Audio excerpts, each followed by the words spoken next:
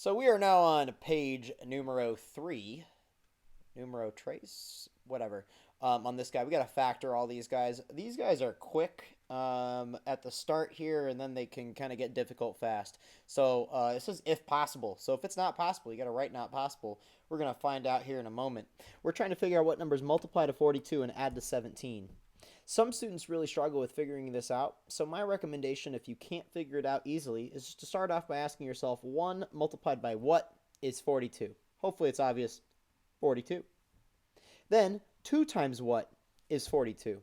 Well, if I want to be super lazy, hopefully you know it's 21, but if you don't, you can do 42 and just divide by 2, and you'll get that nice little 21 right there. I can do the same exact thing for all of these. I can go up to the number 3. And if I do by 3, then we got 42 divided by 3. That's going to give you 14. And I can actually stop. Why am I able to stop right here is because 3 and 14 add to 17, just like I want. Because there's no number in front of the x, there's nothing special going on, I can immediately simply write my answer. X plus 3 times x plus 14. Easy. Same exact process for the next couple of questions. So we got to figure out what multiplies to 72 and adds to negative 17. Again, if you are struggling with this, write these numbers up on the side. 1 times 72. 2 times what is 72? This is 36. 3 times what is 72? Ends up being 24. One more time, if you forgot how to do that, 72 divided by 3 will give you that same 24. Because this is a negative 17, by the way, we're looking for a difference of 17. These guys have a difference of 21, so that's not right yet. Let's try 4.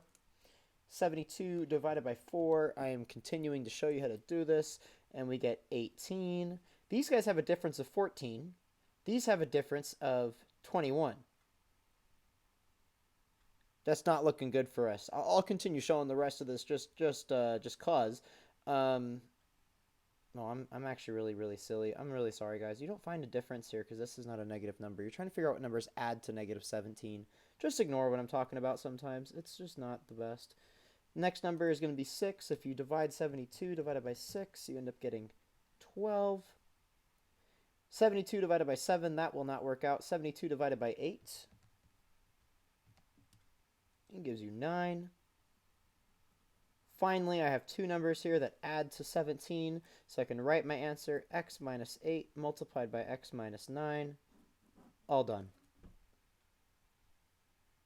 These next couple, I'm just going to go ahead and write the answer. I'm not going to do all this extra work because you don't need to do all this extra work if you can just figure it out. So what 2 numbers multiply to negative 35 and add to negative 2? In this case, it's going to be negative 7 and positive 5. Again, negative 7 plus 5 is negative 2. This one right here, you're figuring out what numbers multiply to negative 48 and add to positive 8. In this case, you're going to get x plus 12 and x minus 4. This one is just ever so slightly different. You still have that 48, but now you're trying to go to negative 16. But 12 and 4 still add to negative 16 if you make them both negative. So minus 12 and minus 4 works out great. This question right here is difference of 2 squares. 144 is a perfect square because 12 times 12 is 144.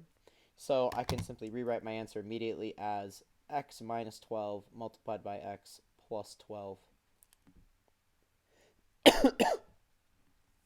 Letter G here is the first one that's actually an issue.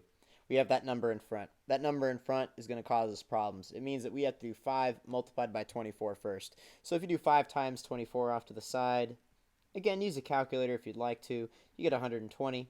Trying to figure out what multiplies to 120 and adds to positive 34. Again, write these numbers off to the side if you are struggling to find this. 1 times 120, 2 times 60, 3 multiplied by 40, 4 multiplied by 30. We found it. 4 times 30 works out. Because 4 times 30 works out here, we're going to go ahead and split that 34 up into the 4 times 30. So 5x squared plus 4x plus 30x plus 24. Factor out an x. 5x plus 4. Oh, squiggly line, sorry. Doing the squiggly line plus factor out what you can from here. It turns out a 6 in this case. And the 5x plus 4 is the same in both, so I can get 5x plus 4 multiplied by x plus 6. Nice and easy. I'm going to skip a couple of them. I'm going to jump down to number J, or letter J here. Letter J is an interesting one. The reason why letter J is an interesting one is you can actually make the problem easier for yourself if you start off immediately noticing that 12, 69, and 45 are all divisible by 3. Since all of them are divisible by 3, I can factor a 3 out. So I can immediately go ahead and rewrite this as 3, big parentheses, 4x squared plus 23x plus 15. If you're confused where these three numbers came from, as a reminder, I'm just dividing these by 3 and putting the 3 out here. 69 divided by 3 is 23. Now I just do what I've been doing. Do the 4 times the 15. That's going to give you 60. What multiplies to 60 and adds to 23? I'm not showing all the work. You get 20 and 3. Works out nice and neat. Rewriting it, y equals 3 times 4x squared plus 20x plus 3x plus 15. Squiggly line down the middle. Get that y equals 3 multiplied by, you can factor out a 4x from these two and you get x plus 5. You can factor out a 3 from these two and you get x plus 5. Final answer 3. There's an x plus 5 in both of them. Final result 4x plus 3. Boom. Easy enough. This one right here is difference of two squares in a little bit of a weird way. You got that negative in front, so let's factor that negative sign out. Y equals negative of x squared minus 169. 169 actually is a perfect square. 13 times 13 is 169. So x plus 13, x minus 13, easy. I'm going to go ahead and call it quits from here. I really don't think people need too much more help on this. If you would like it, come by to my tutoring hours after school Mondays and Thursdays. Going on to the next page now and the next video.